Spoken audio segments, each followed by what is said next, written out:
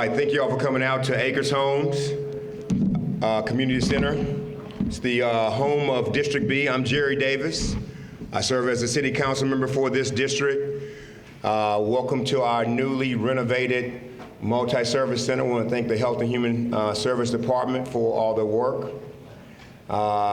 This meeting tonight, well, before we move forward, let me do a little housekeeping. I saw a couple of my fellow colleagues, council members here, a couple of at-large council members. I know I saw Councilmember Knox. Are you around? Good to see you, Councilmember Knox. Is that it? All right, because I want y'all to vote with me when we get back to the city, so don't be mad at me. We have a representative from Councilmember Kubash as well as Councilmember Amanda Edwards' office. So thank y'all for coming out, listening here to be hearers of the people. And we also have a representative from our Congresswoman Sheila Jackson Lee's office here tonight. Thank you.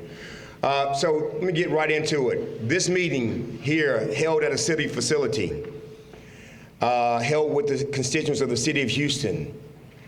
We're not the developers of this project, okay? We're here in partnership with TxDOT. This is a TxDOT project. Do not confuse your ad valorem tax or your drainage fee that you pay. That money is not going into this project. So let me be clear.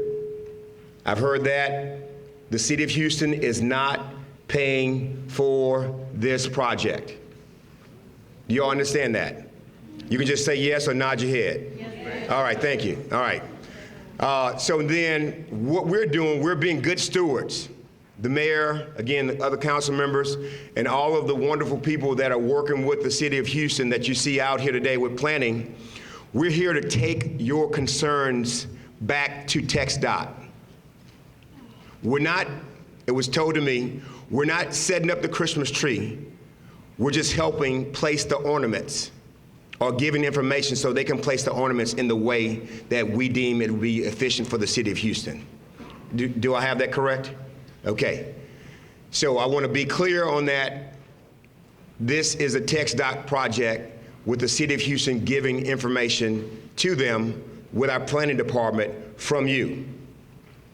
All right, so what we're going to do tonight is there's going to be a presentation made.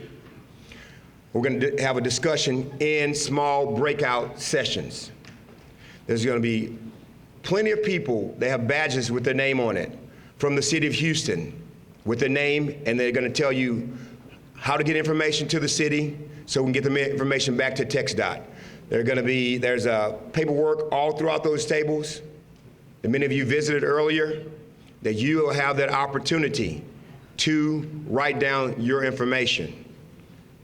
So the presentation, breakout sessions, and that's how we're going to do it tonight. And so with that being said, again, I want to thank you all for coming out. Who am I turning it over to for the presentation? Jennifer from the planning department. Can you come up, please? Oh, sorry. Oh, I thought it was I'm sorry. No. I'm very professional.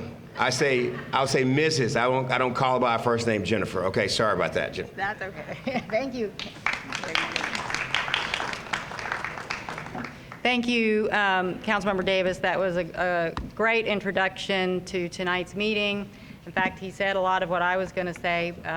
But just so you know, this presentation tonight is very short. So my name is Jennifer Osland. I'm with the City of Houston Planning and Development Department, and we're excited to be a part of this very important effort to get this project right. We want to thank you for coming out tonight. This is the second of 2 public meetings we are co-hosting with TxDOT. We want to give you a brief update on the project. You may not have heard about it in a long time. How many people are just learning about it? A few. There's always, people are moving in. So, but most of you have heard about it. It's been in the planning stages for 10 or more years, perhaps. So let's see. What we're going to do tonight is tell you about the city's public engagement process that we're just kicking off and is going to go through the summer and maybe a little bit into the fall. And as the council member said, You know, this is a very significant project, probably one of the biggest infrastructure projects we'll see in a generation. And the city and Mayor Turner want to make sure that your voices are heard, that the people who live, work, play, go to school along the corridor have input. And so we are here to listen to you tonight. We also want to give you an update on what's happening with the project. So you will hear a little bit from TxDOT on where the project is. And then you will have plenty of time to visit with the representatives of the city and TxDOT around the room. We've got schematics where you can find out details of what the latest thinking is on where the right-of-way is going to be and ramps and all of that stuff. TxDOT has a right-of-way table over in that corner, and if they can ask specific or answer specific questions about any right-of-way issues you have.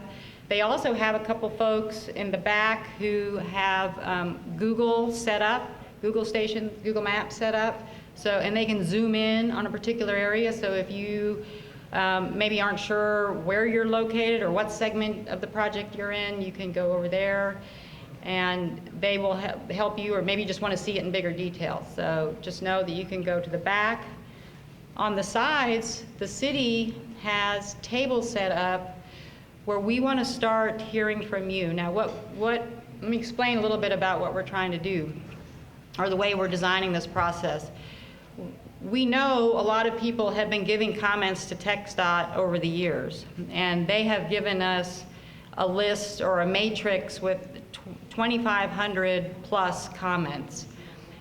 So we want to let you know that you've been heard. So we are going to be going through those comments and organizing them and trying to understand what the issues are. We're going to map them so we can see on a map where, like if there were certain areas where flooding is more of a concern, or access, people are concerned about losing access, or displacement issues, air quality, all of that stuff. We want to map it out and share that with you so we can all get a better understanding of what the issues are and coordinate a response.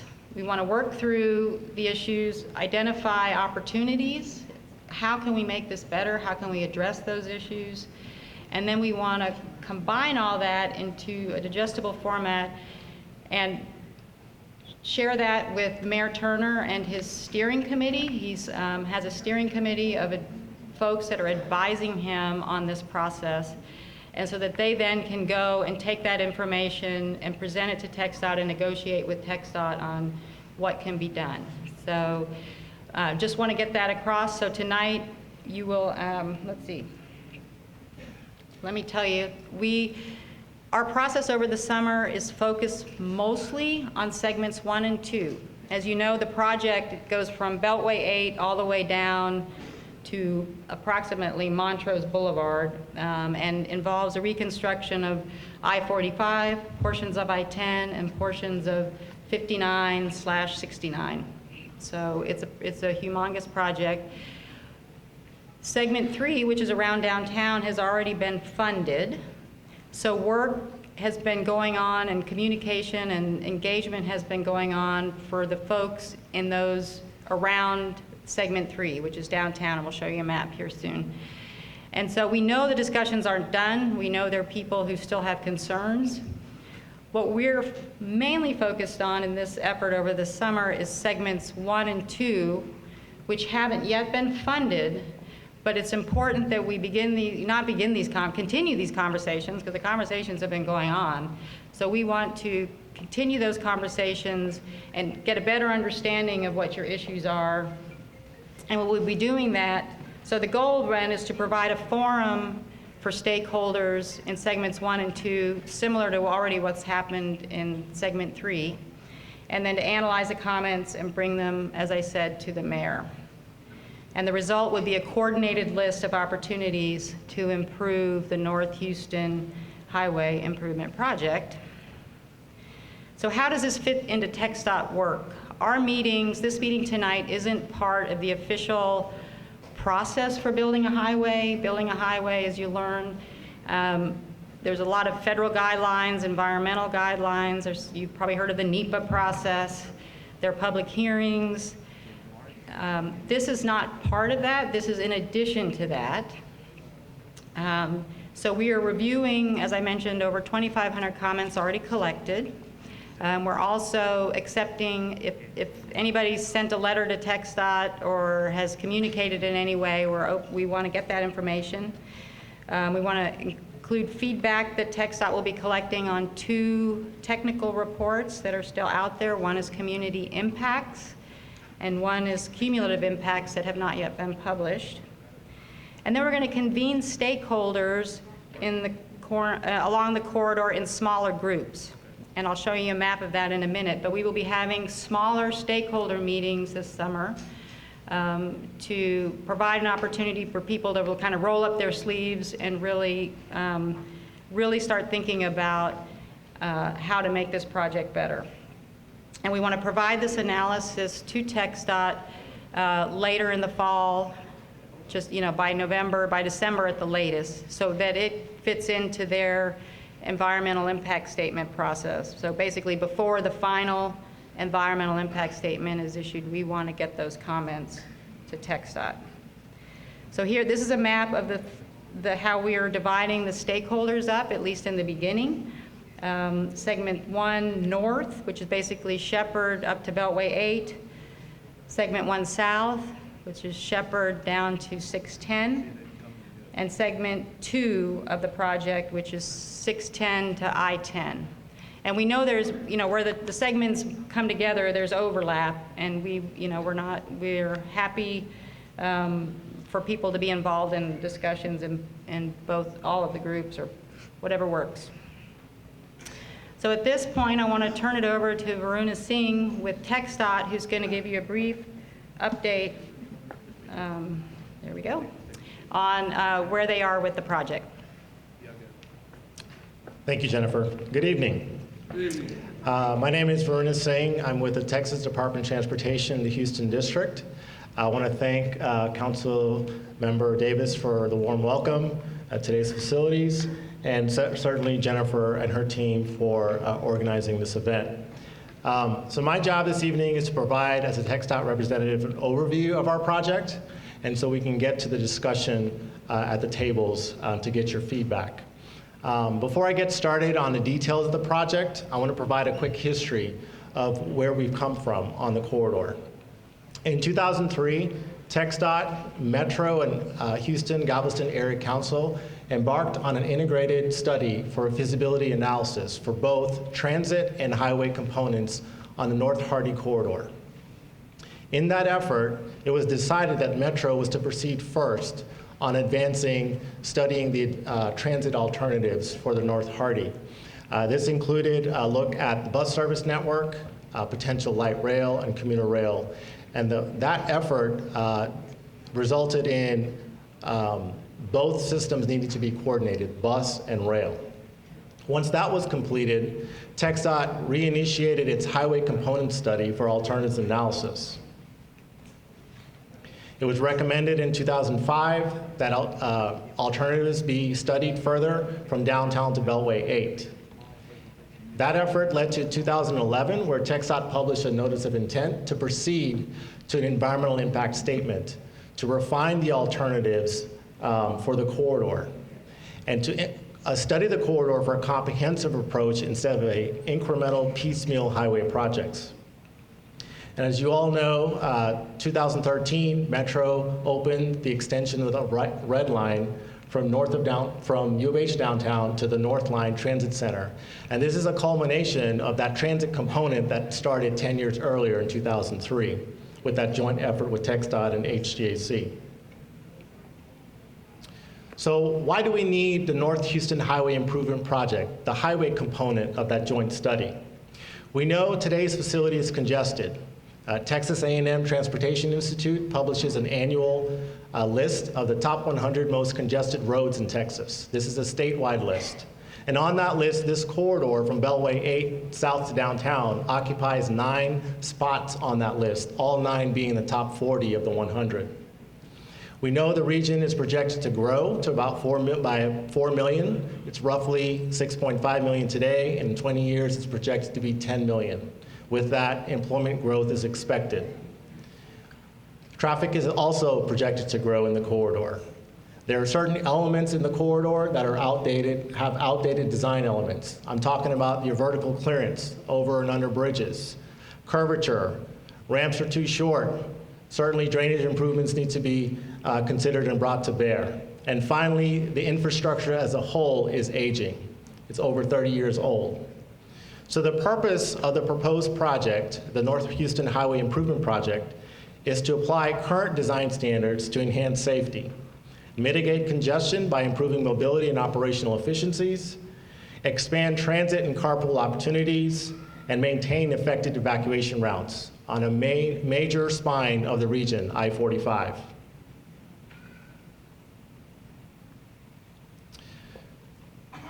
Jennifer touched on this earlier. We have been engaged with the stakeholders and public since 2011 as we developed our alternatives. Public hearing was held in 2017 where we proposed our proposed recommended alternatives for each of the 3 segments. We received comments over 2,500, and we've been working on responding to those comments to be in a position to post responses with the final environmental impact statement later this year. We are fortunate for the city to step in to speak with one voice to have this effort they've unveiled for the summer and the fall, and certainly working closely with the city as they complete that. In the near term for TxDOT, we will publish the final reports that Jennifer mentioned, the community impact reports and the cumulative impact reports. We're also looking to finalize our mitigation for historic impacts for the document. And in the future, later this year in early 2020, we intend to publish the final environmental impact statement, take into account the feedback from the city, as well as issue the record of decision for the project. And now a few more details of the project. As Jennifer noted, segment 1 is defined from Beltway 8 south to I-10 to 610, approximately 3 miles. So what are we doing in this section of the project? Certainly where we're at today.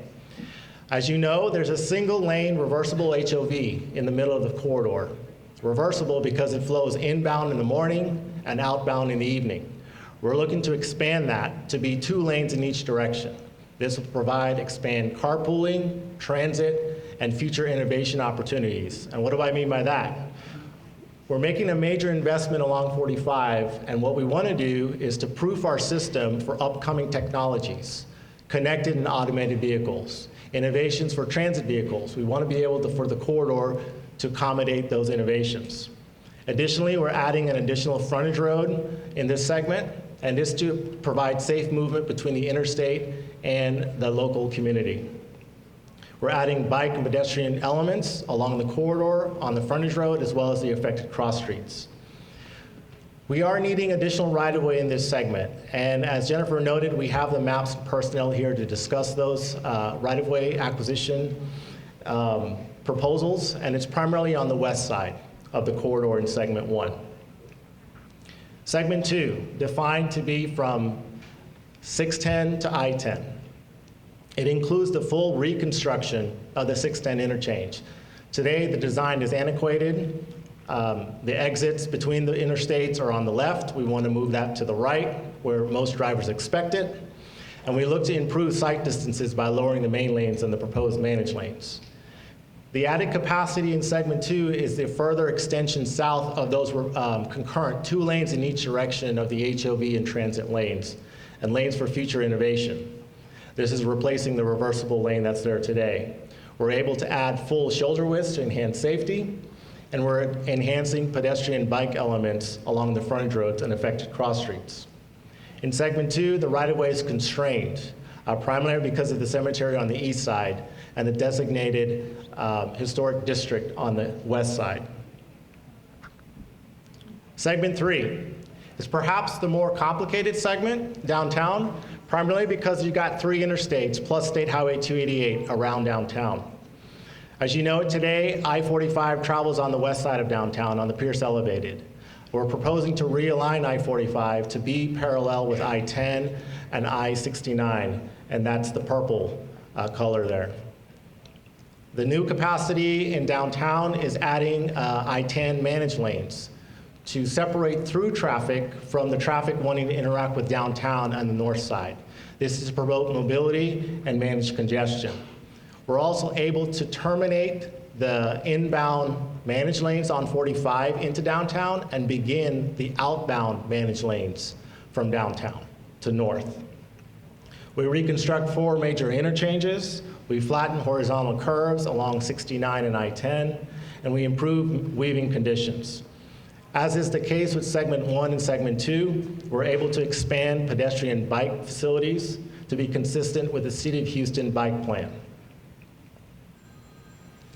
And certainly with our engagement through the years and the comments received from the public hearing in 2017, I want to discuss with you some key concerns we've heard and that we're working to address. Safety is certainly critical to everything we do. The proposed project I offer to you reduces crash rates over 30% compared to the no-build alternative in the 2040 condition. We improve sight distances, and we incorporate high-comfort design elements for pedestrian bike elements. There's a concern about why are you adding more lanes? I would offer to you the lanes that we are adding is to expand transit, HOV, and future innovation capacity on the replacing the reversible HOV today with the 2 lanes in each direction with the proposed project. We also add significant bike and pedestrian improvements to the project. Flooding. This is a valid concern because we are in Houston, and we are proposing to lower I-69 and I-45 behind the convention center, as well as 69 through Midtown, from Montrose to 288. That is a very valid concern. I would offer to you, because of that high-risk element in this region, TxDOT looked at the last 3 highest rainfall events, Memorial Day, Tax Day, and Harvey. And we are positioned to foolproof our system for those 3 high systems. It's based on sound engineering, and without these improvements made by this project, the flood risk to the current highway and cross streets would not be achieved. Air quality. Our analysis that we have to follow per federal guidelines, we show a net negative benefit to the regional air quality to the region. CO2 concentrations through 2040 are not expected to exceed national standards for any time on any segment. And this is partly due to increased mobility and reduced congestion. And finally, congestion. We're seeking to implement the NHHIP to ease congestion by improving mobility and operational efficiencies. We're able to apply current design standards for system safety and an emphasis on evacuation improvements. And with that, I'm going to turn it over to Jennifer.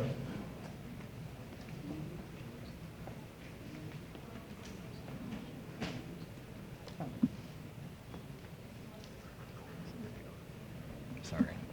Get away. Can you talk some more about the autonomous vehicles and managed lanes? Thank you, Varuna. And somebody just had a question about autonomous vehicles and managed lanes. We'd like to answer that question when we do the breakout sessions. Let me get to, and that's what there we go. Oh, sorry. That better? Okay.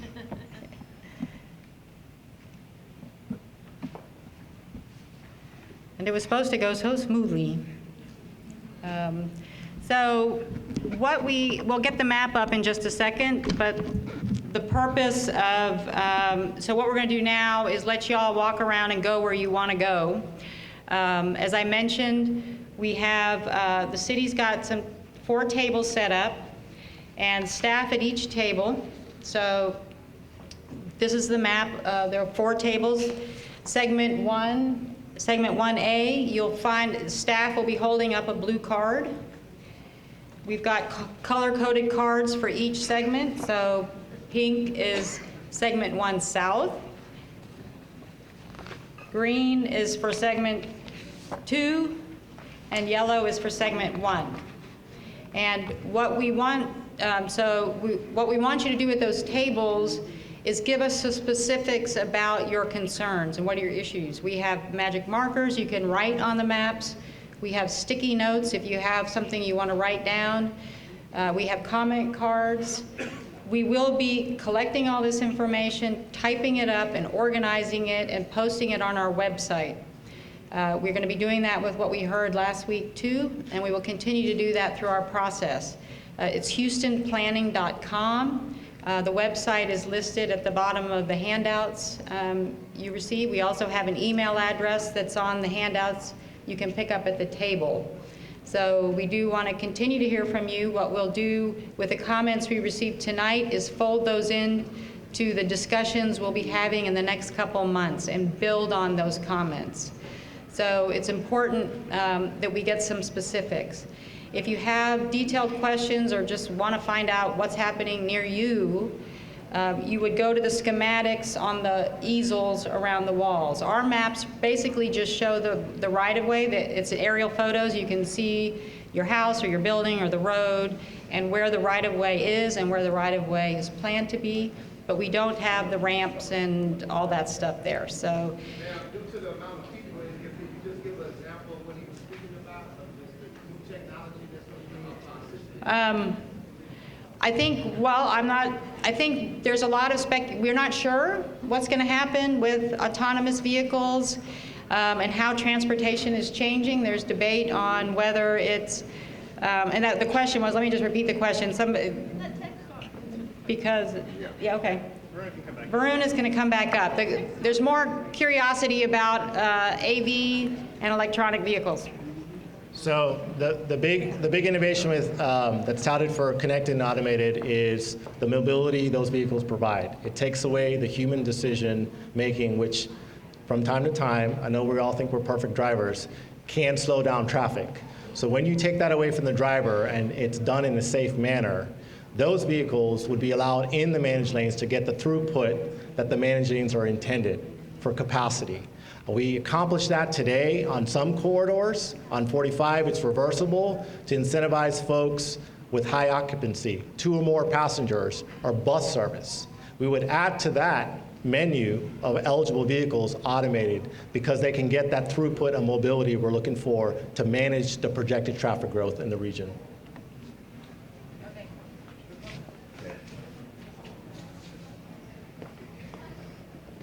Si gustarían que les explicamos en español, no, nomás busca gente con la tarjeta anaranjada como esta y les explicamos en español. Gracias. So again, I want to finish up saying thank you all for coming out tonight. Again, please go over and get the information and put your information down on paper. Ask questions. That's why we're here tonight. And I also want to acknowledge my fellow colleague, Councilmember Cisneros. Good to see you, Councilmember Cisneros. And again, y'all be safe driving home tonight. God bless y'all.